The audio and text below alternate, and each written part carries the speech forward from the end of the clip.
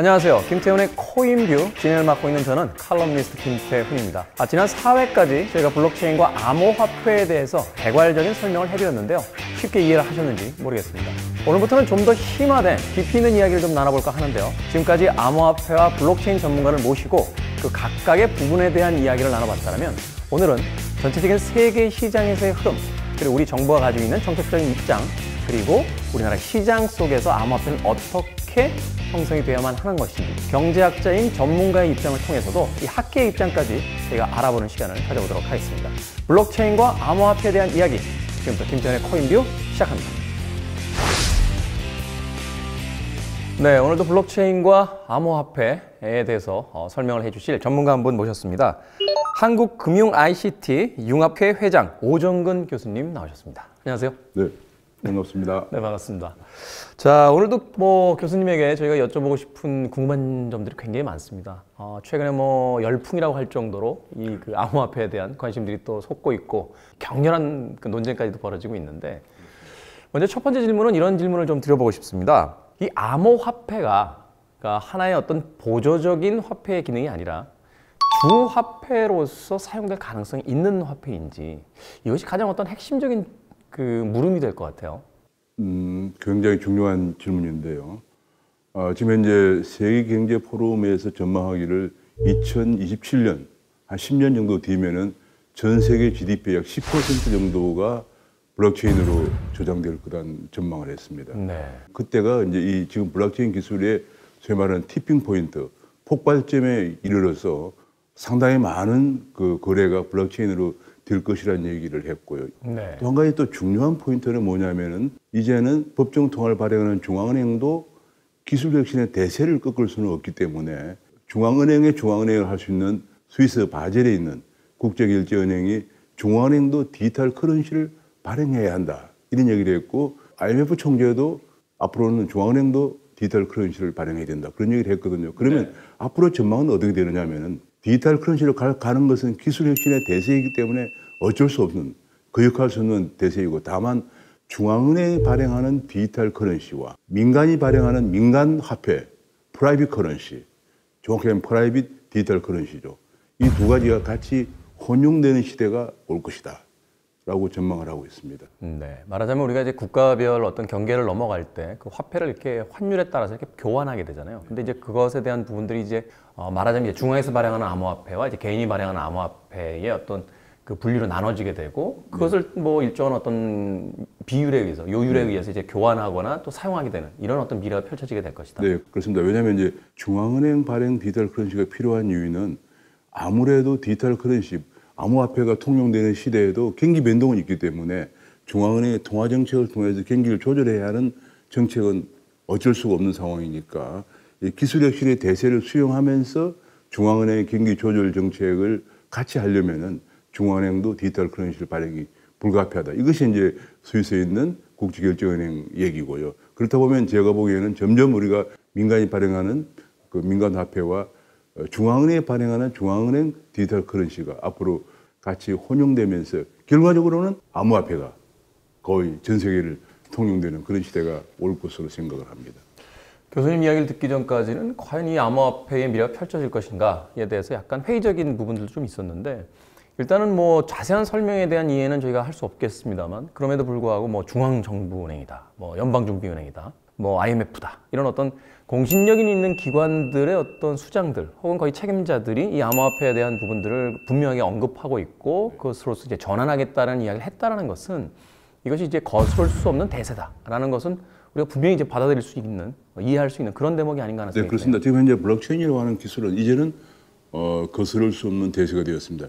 2008년도에 그 사토시 나카모토가 논문을 내고 2009년 1월 달에 비트코인을 발행할 때만 하더라도 사람들이 많이 이것이 과연 화폐로도 기능을 할 것인가 하는, 또 블록체인은 문제가 없는가 하는 그런 걱정을 많이 했습니다만은, 블록체인 기술이 나온 지난 10년 동안 블록체인 자체는 한 번도 해킹이 된 적이 없습니다. 암호화폐를 거래하는 거래소가 해킹이 됐을 뿐이고, 블록체인 기술 자체는 세계 최고의 해커들이, 고수들이 도전을 해봤습니다만은 지난 10년 동안 한 번도 해킹이 되지 않았을 정도로 이 블록체인 기술은 분산 원장 기술이죠. 이것은 그야말로 거스를 수 없는 새로운 4차 산업혁명의 중요한 기반 기술로서 자리 잡고 있기 때문에 이제는 블록체인을 활용하려면 그 블록체인을 쌓는데 인센티브를 줘야 하기 때문에 암호화폐도 불가피하게 사용될 수밖에 없는 그런 구조라고 생각할 수 있습니다. 좀 뜬금없는 질문이긴 합니다만 나오시는 전문가분들에게 꼭 이 얘기는 한번 좀 여쭤봅니다. 괜찮아요. 네.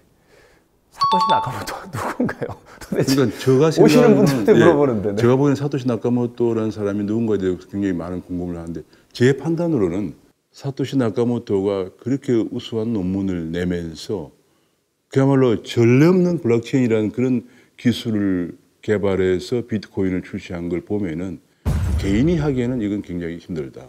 제가 보기에는 이것은 이 정도의 인류 문명을 완전히 바꿔놓고 있습니다. 인류 문명을. 이건 100년, 200년 역사가 아니고 수백 년, 수천 년 된 그야말로 모든 사람들이 거래를 하려면 장부를 기록했습니다. 그렇죠. 문명사가 시작되면서 출발했던 어떤 화폐 역사를 그렇죠. 완전히 바꿔놓는 그러니까 거죠. 가족 간에 거래를 할 때는 뭐 장부가 필요 없지만은 일단은 옆집하고 거래를 하더라도 장부가 필요하죠. 그래서 많은 그 역사학자들은 하무라비 법전이 나온 고대 메소포타미아 문명칠 그 장부를 기록한 것이 네. 이 장부 기록한 것이 발전되면서 은행으로 발전된 거죠. 은행이 돈을 맡기고 또 빌려주고 하는. 은행이 갖고 있는 은행의 그 장부가 필요 없고 분산 원장, 누구나 참여하는 분산 원장에 기록해서 다 개인이 보관하도록 하는 혁명적인 인류 문명의 이런 발상을 하고 그 기술을 내놓고 지난 10년간 한 번도 해킹이 된 적이 없는 걸 보면은 제가 보기에 사토시 나카모토라는 사람은 그 하나의 연구팀이 아니겠느냐. 그러면서 이것이 왜 잠적했냐 하는 것은 중앙 집권적인 제도에 도전하는 것이거든요. 예를 들면 은행 혹은 금융결제원 혹은 뭐 증권예탁결제원 같은 그렇죠. 엄청난 어마어마한 혜택을 입고 있는 제도나 기관에 도전하는 것이기 때문에 잘못하면 그냥 암살을 당할 수 있는 거예요. 일종의 뭐 어너니머스처럼 이제 그렇습니다. 그렇죠. 이제 그 무정부주의로서 이제 또 평가될 수도 있고. 그럼요. 제가 보기에는 아마 얼굴을 내밀었다면 지금까지 블록체인이 이만큼 발전이 못했을 것입니다. 그 소스를 다 공개를 하고 잠적했다는 것은 벌써 이 파장을 예상하고 있었다는 얘기죠. 네. 그래서 저는 이것이 개인이라기보다는 하나의 그 참 한마디로 말하면 개인에게 완전한 자유를 경제적 자유를 돌려주고자 하는 엄청난 철학과 비전을 가진 사람들의 어떤 집단, 연구 그룹이 아닐까 저는 그렇게 생각을 합니다. 네. 뭐 음모론자들은 사실 이제 세계 정치기구 위에 어떤 그 뭐 유대인이라든지 혹은 뭐 어떤 특수한 집단에 의해서 뭐 경제기구가 그것을 뭐 좌지우지하고 있다라고 이야기하고 있는 음모론자들도 있는데 그런 의미로 본다라면 이제 교수님의 이론대로라면은 거기에 완전히 반하는 그렇죠. 그 시민혁명적인 어떤 새로운 기술을 이제 투영하는 인물들 혹은 집단이기 때문에 네. 사실 이제 알게 모르게 여러 가지 위협들도 있을 수 있다. 그래서 사실은 이제 잠적을 통해서 그렇습니다. 네. 여기서 제가 하나 좀 여쭤보고 싶은 게 이런 겁니다. 이 암호화폐의 미래가 말하자면 기술의 진보에 의해서 우리가 원하든 원하지 않든 오게 되는 어떤 미래인지 아니면 지금 이 상황 속에서 우리가 이 암호화폐로 반드시 가야만 하는 어떤 당위가 있기 때문에 이것을 추진해야 되는 건지 이 부분이 굉장히 중요할 것 같아요. 제가 보기에는 지금 당위성인데요. 기술 혁신의 대세와 당위성 두 가지입니다. 그러나 여기에 도전하는 세력들이 있을 겁니다. 지금 세계적인 굴지의 금융 회사들, 예를 들면 뭐 골드만삭스나 JP모건이나 현재 세계를 주름잡고 있는 금융회사들이 여기에 도전할 가능성이 있습니다. 앞으로 암호화폐가 전 세계 통용이 되고 그러면은 가장 도전받을 나라가 미국이라든지 유로라든지 영국이라든지 일본 같은 기축 통화를 발행하는 국가들이에요. 달러가 전 세계 통용되고 있잖아요. 그런데 암호화폐가 통용되면은 미국도 기축 통화국으로서의 이점을 향유할 수 있게 됩니다. 그 이점이라는 것은 가장 달러를 예컨대 100달러를 찍어내면은 그 한 뭐 1, 2달러밖에 안 들거든요. 이제 주조 차익이라고 하는데 그 주조 차익은 전부 미국이 가지면서 미국은 그래서 연간 7천억 달러 정도의 적자를 내는 국가이지만 외환위기가 전혀 없는 걱정이 없는 그렇죠. 나라. 외환위기가 있을 수가 없지. 왜냐하면 달러를 찍어내기 때문에. 그러나 이제는 그런 것이 없어지게 되겠죠. 그래서 제가 보기에 내년에 2019년에 지금 많은 사람들이 신흥시장과 금융위기가 온다고 예상을 하고 있습니다. 그 원인은 가장 큰 원인은 신흥시장도 문제가 있지만 미국의 통화정책에 문제가 있거든요. 그럴 때 아마 내년쯤에는 많은 학자들이 달러 기축통화 시스템에 대한 문제점을 지적하게 되면서 암호화폐에 대해서 옛날에 2008년도 위기 때는 미국 달러 체제에 대한 문제점을 지적하면서 제3의 통화를 프랑스의 사르코지 대통령이라든지 중국의 저사오찬 인민은행 총재가 얘기했습니다만은 지금은 그 이후에 2009년도에 비트코인이 나왔기 때문에 제가 보기에는 아마 내년쯤은 다시 암호화폐가 굉장히 주목을 받으면서 지금 기존 질서에 대한 도전으로 대두가 될 때 과연 지금 예컨대 선진국, 기초통화를 발행한 선진국이나 또 그걸 이용한 많은 금융기관들, 회사들이 과연 그런 반발을 어떻게 극복해낼 수 있을 것인가 하는 것이 굉장히 큰 관건이 되리라고 생각을 합니다. 좀 쉽게 이야기하면 이렇게 생각해 볼 수 있을까요? 그러니까 전 세계 모든 사람들이 다 가장 갖고 싶은 돈의 화폐 기준을 잡는다라면 그 달러를 갖고 싶어 하기 때문에 그 달러를 발행하는 이제 미국이 가장 강력한 이제 힘을 지니게 되는 건데 이번에 그 중국과의 어떤 무역 다툼에서도 그 부분에 대해서도 역시 기축통화 국가이기 때문에 결국은 아직까지는 시장에서 중국과의 어떤 그 분쟁이 벌어졌을 때 좀 더 유리하고 좀 더 큰 힘을 가지고 있기 때문이다라는 이야기를 하거든요. 제가 최근에 엊그제 중국의 광군제를 보니까 그야말로 몇 초 내에 수백조 위안의 거래가 됐어요. 그런데 만약 그것이 달러가 아니고 비트코인이나 다른 암호화폐로 거래가 됐으면 달러가 필요가 없어지는 거죠. 네. 그러면 말하자면 달러의 사용이 그만큼 사용하는 비율이 줄어든다는 얘기거든요. 따라서 이건 현재 암호화폐가 대량으로 사용되게 되면은 기존 질서에 엄청난 도전이 되는 거거든요. 자, 그럴 때 어떻게 이것을 이제 세계 경제를 주도하고 있는 국가나 회사들, 기관들이 이것을 수용할 것인가 하는 이런 것이 앞으로 관전 포인트가 되겠습니다. 네. 그러니까 다시 한번 정리하면 이런 거네요. 그러니까 세계에서 가장 강력한 경제 대국에 의해서 이제 주도되던 그리고 그렇죠. 그 운영되던 세계 경제 시스템 자체가 암호화폐로 바뀌는 순간 그 각각의 나라에 대한 어떤 독립성과 이제 그 영향력을 이제 보장해 주면서 좀 더 공정한 형태의 어떤 거래가 이루어질 수 있는 기반을 만들어 줄 수 있다. 그렇습니다. 이렇게 이해를 할 수 있겠네요. 그렇습니다. 굉장히 중요한 포인트고요. 제가 보기에는 2019년에 신흥시장국 위기 대두와 더불어서 가장 핫한 이슈가 지금까지 인류가 지속해오던 통화질서, 더 나아가서는 국제금융질서가 과연 앞으로 어떻게 될 것인가 하면서 내년쯤은 아마 이 각종 암호화폐, 그중에서 가격 변동성이 적은 안정성 있는 그런 암호화폐들이 굉장히 주목을 받을 해가 될 것으로 생각을 하고 있습니다. 네. 자, 국제정치적인 측면이라든지 경제의 어떤 그 국가를 공평한 그 대등한 관계라든지 이런 것들을 위해서 암호화폐가 필요한 부분들은 지금 교수님의 설명을 통해 충분히 저희가 이해를 했습니다. 근데 일반인의 입장에서 여쭤보고 싶은 건 이런 겁니다. 이제 암호화폐와 블록체인 기술에 대해서 이야기를 할 때 가장 이제 핵심적인 것이 이제 해킹이 불가능한 안전한 어떤 경제 시스템이 만들어진다라는 부분들이 가장 많이 부각이 되거든요. 근데 이제 저처럼 아주 소시민적인 입장에서 본다라면 뉴스에서 뭐 신용 정보가 좀 공개됐다 뭐 이런 얘기를 나오긴 합니다만 그렇게 심각하게 어떤 경제적 그 위기 상황을 맞는다거나 해킹에 의해서 제 일상이 어떤 무너지게 되는 그런 위험이 그렇게 많지는 않았던 것 같아요. 그렇다면 좀 거창한 어떤 세계 경제라는 이런 틀이 아니라 한 개인의 입장에서 아주 그 소소한 경제 활동을 벌이고 있는 소시민의 입장에서 이 암호화폐로의 전환이 됐을 때 저희들이 얻게 되는 혜택이라든지 그리고 눈에 보이게 되는 어떤 변화라든지 이런 것들이 뭐가 있을까요? 우리가 좀 더 크게 생각하면은 2008년도에 미국의 리만 브라더스라는 거 2008년 9월 15일에 파산하면서 네. 세계 위기가 왔습니다. 서프라임 모기지로. 근데 2008년 9월 15일 리만이 파산할 때까지 리만은 2008년 초까지만 하더라도 세계 최고의 투자은행으로 각광을 받았거든요. 수익을 많이 남기고 있다. 네, 평가가 계속 더블 A로 나오고. 근데 그 나중에 드러났지만 그 장부가 상당히 위조가 됐다는 게 밝혀졌습니다. 네. 장부를 허위 기재했다는 얘기죠. 중앙 집권화된 기관을 우리가 제3의 신뢰기관이라고 사토시 나카모토가 명명을 했습니다. The Third Truth Party라고. 그 제3의 신뢰기관을 믿어야만 되는데 알고 봤더니 그 제3의 신뢰기관이 거짓을 하고 있다는 얘기거든요. 그 피해는 2008년 전 세계의 금융위기가 당하면서 수백만, 수천만 명의 피해를 주었습니다. 그건 좀 더 이제 큰 얘기고요. 네. 가까이 생각해 본다면 어른들 같은 경우에는 아이들이 해외 유학을 가 있습니다.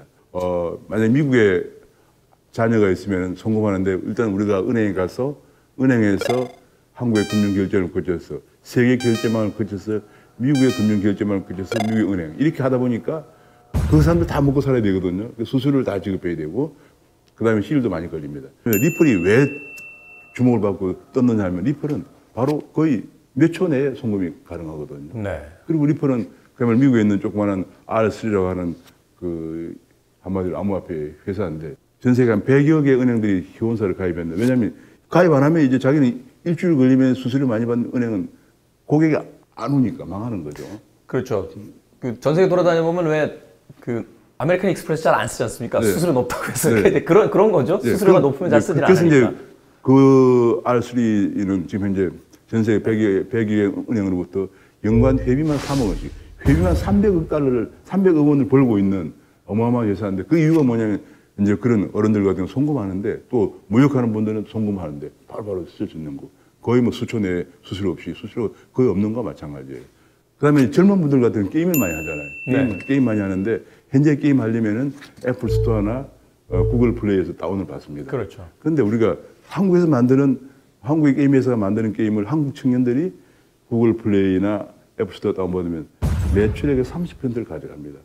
오늘날 구글이나 애플이 잘 되는 이유가 그 매출액의 30%를 가져가기 때문에 그래요. 영국이나 미국의 게이머들이 이제 이 암호화폐를 통해서 한국의 게임을 접속해서 모바일 폰을 받으려고 그러면 중개기간이 필요 없잖아요. 그렇죠. 그러면은 30%가 그만큼 가격이 싸지는 거예요. 영국에 있는 게이머나 미국에 있는 게이머가 한국에 있는 게임 회사에 돈을 보낼 때 이거 해킹하면 안 되잖아요. 그렇죠. 거기서 블록체인 들어가고 그 블록체인을 만들기 위해서는 블록을 쌓는데 인센티브를 줘야 되니까 코인이 필요하잖아요. 그러니까 최근에 그런 그 게임 코인들이 많이 나오고 있습니다. 그러면은 그 게임 코인을 가지고 이제 게임을 다운받아 쓰면은 30% 싸게 받을 수 있거든요. 앞으로 청년들은 이제 그렇게 되면 이 블록체인 이렇게 쓰이는구나 하고 이제 알게 되죠. 네. 뭐 게임이라고 하니까 바로 이해가 되는데. 네, 그렇죠. 크게 정리를 해보면 이런 거군요. 그러니까 리먼 브러더스 사태 때 사실은 뭐 이 블록체인 암호화폐가 있었다라면은 그런 어떤 가짜 회계 장부를 만들 수가 없었을 테니까. 그렇죠. 그 회사의 어떤 재정 건강성이 이렇게 악화될 때까지 사실은 방치하지 않았을 것이고. 그렇죠. 거기에 속아서 투자를 했던 사람들의 피해가 없었을 것이다. 쉽게 얘기해서 그렇죠. 미국에서만 그 서프라임 모기지론 사태 때 뭐 일자리를 잃은 사람이 수백만에 이른다라고 하는데 우리는 이것을 이제 현실적으로 암호화폐가 나의 삶과 어떤 의미가 있을까라고 생각해 봤을 때 우리나라로 돌아온다면 대기업 하나가 흔들릴 때마다 경제적으로 우리가 받게 되는 타격이 굉장히 크잖아요. 사실 그래서 뭐 대기업 불사론 같은 이야기도 나오는데 국가에서 어떻게든 살리려고 한다. 아예 그 단계까지 갈 수가 없겠군요. 재정 건강성이 안 좋다는 게 바로 시장에 이제 보여지기 시작하게 그렇습니다. 되고. 그리고 이제 이미 그렇게 되면 이제 그 회사와는 거래를 안 하게 되죠. 근데 이제는 이 블록체인은 이제 그런 리만 같은 그런 일종의 제3의 신뢰기관으로서 지금까지 사실은 기관인 줄 알았는데 신뢰가 없는 기관이었죠. 그러면서 엄청난 이익을 향유하는 제3의 중앙 집권화된 기관을 없애겠다는 거예요. 그냥 개인이 다 거래한다는 얘기거든요. 비트코인 같은 경우는 10분 단위로 그걸 이제 블록을 쌓아가지고 공유한다. 네. 그러니까 굉장히 민주적인 발상이에요. 앞으로는 그렇게 세상을 바꿔보겠다. 이제 그런 얘기죠.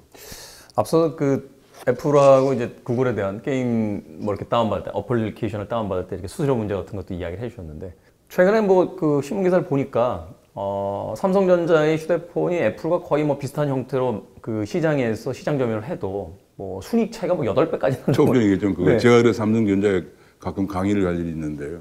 거기 있는 사람들하고 얘기하기엔 왜 삼성은 세계적인 회사인데 그런 그 앱을 하나 만들지 못하느냐 하는데 사실은 그것이 이제 가장 중요한 게 구글과 애플이 갖고 있는 애플 스토어나 구글 플레이 같은 그 정도의 명성을 갖기에는 또 시간이 많이 걸려요. 그렇죠. 사실 우리 삼성전자가 반도체를 만들었지만은 이게 앞으로 정보사회, 지금 정보사회는 중요한 것이 독과점 사회입니다. 네. 사람들이 다 잘 될수록 정보 경제 혹은 네트워크 경제, 이게 전부 네트워크잖아요. 네트워크 경제에서는 잘 되는 쪽에 많이 몰리기 때문에 후발주자가 끼어들기가 여간 어려운 곳이 아닙니다. 네. 뭐 수수료 문제가 없어진다면 삼성과 애플의 격차도 좀 줄어들겠네요. 당연하죠. 지금 현재 제가 보기에는 구글과 애플이 이익의 상당 부분이 그 30% 먹는 이 매출의 이익도 아니고 매출의 30%를 가져간단 말이에요. 어마어마한 거죠. 네. 국가에서 암호화폐에 대해서 제약을 가하는 듯한 그런 이제 공식적인 이야기를 해서 이 암호화폐 시장이 갑자기 이제 그 폭락을 경험하게 되는. 왜 이런 일들이 벌어지는 걸까요? 내가 해줄 때는 일단 안 돼요. 내가 해줄 때 멤버로 간다면 그럼 다음 사람도 와가지고 난 잘 몰라 그럼 공부를 해야지. 이 암호화폐를 사용하기 위해서 반드시 선행돼야 할 어떤 제도죠. 혹은 어떤 정책적인 방향이 있다라는. 암호화폐는 결정을 다. 화폐든지 금융자산이든지 규정을 하고 거기에 따라서 산업이 육성되고 건전한 규제를 해서 더 이상 투자자 피해가 안 나오도록 해야 돼요.